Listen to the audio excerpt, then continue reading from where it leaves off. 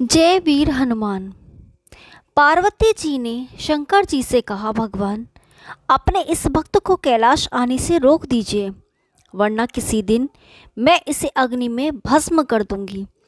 यह जब भी आता है मैं बहुत असहज हो जाती हूँ। यह बात मुझे बिल्कुल पसंद नहीं है। आप इसे समझा दीजिए, यह कैलाश में प्रवेश ना करे। शिवजी जानते थे कि पार्वती सिर्फ उनके वरदान की मर्यादा रखने के लिए रावण को कुछ नहीं कहती है। वे चुपचाप उठकर बाहर आके देखते हैं, रावण नंदी को परेशान कर रहा है। शिवजी को देखते ही वह हाथ जोड़कर प्रणाम करता है। प्रणाम महादेव। आओ दशानन, कैसे आना हुआ? मैं तो बस आपके दर्शन करने के लिए आ गया था महादेव। आखिर महादेव ने उसे समझाना शुरू किया, देखो रावण, तुम्हारा यहाँ आना पार्वती को बिल्कुल भी पसंद नहीं है, इसलिए तुम यहाँ मत आया करो। महादेव, ये आप कह रहे हैं? आप ही ने तो मुझे किसी भी समय आपके दर्शन के लिए कैलाश पर्वत पर आने का वरदान दिया है, और अब आप ही अपने वरदान को वापस ले रहे हैं। ऐसी बात नहीं है रावण, लेकिन तुम्हारे क्रियाकलापों से पार्वती परेशान रहती है, और किसी दिन उसने तुम्हें श्राप दे दिया तो मैं कुछ भी नहीं कर पाऊंगा।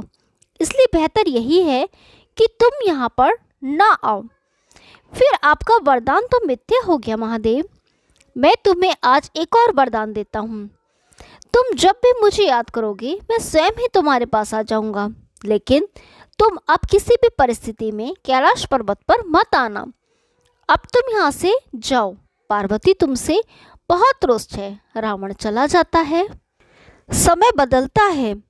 हनुमान जी रावण की स्वर्ण नगरी लंका को जलाकर राख करके चले जाते हैं, और रावण उनका कुछ नहीं कर सकता है। वह सोचते सोचते परेशान हो जाता है कि आखिर उस हनुमान में इतनी शक्ति आई कहाँ से। परेशान होकर वह महल में ही स्थित शिव मंदिर में जाकर शिव जी की प्रार्थना आरंभ कर देता है। उसकी प्रार्थना से शिव प्रसन्न होकर प्रकट होते हैं। रावण अभिभूत होकर उनके चरणों में गिर पड़ता है। कहो दशानन, कैसे हो? शिव जी पूछते हैं। आप अंतर्यामी हैं महादेव, सब कुछ जानते हैं प्रभु। एक अकेले बंदर ने मेरी लंका को और मेरे दर्प को भी जलाकर राख कर दिया। मैं जानता हूँ कि यह बंदर जिसका नाम हनुमान है आखिर कौन है, और प्रभु इसकी पूंछ तो और भी ज़्यादा शक्तिशाली थी। किस तरह सहजता से मेरे लंका को जला दिया, मुझे बताइए कि ये हनुमान कौन है। शिव जी मुस्कुराते हुए रावण की बात सुनते रहते हैं, और फिर बताते हैं कि रावण, ये हनुमान और कोई नहीं, मेरा ही रुद्र अवतार है।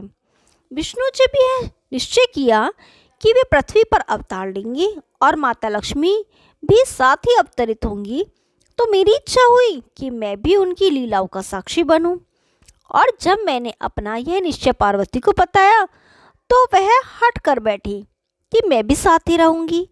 लेकिन यह समझ नहीं आया कि उसे किस लीला में किस तरह भागीदार बनाया जाए। तब सभी देवताओं ने मिलकर मुझे मार्ग बताया। आप तो बंदर बन जाइए और शक्ति स्वरूपा पार्वती देवी आपकी पूछ के रूप में आपके साथ रहें, तभी आप दोनों साथ रह सकते हैं।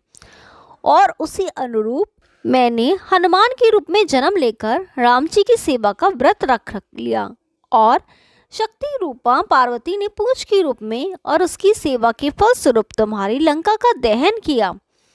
अब सुनो रावण, तुम्हारे उद्धार का समय आ गया है, अतः श्री राम के हाथों तुम्हारा उद्धार होगा।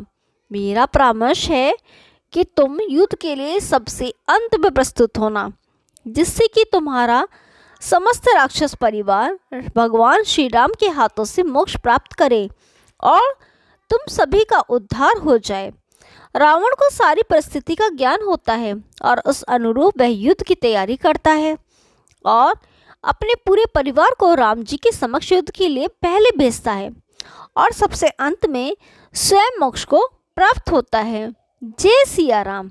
यदि आपको ये कहानी पसंद आई तो वीडियो को लाइक कीजिए, शेयर कीजिए और चैनल को सब्सक्राइब कीजिए। हम आपके लिए ऐसे रोचक पुरानी कथाएं लाते रहेंगे। तब तक के लिए नमस्कार।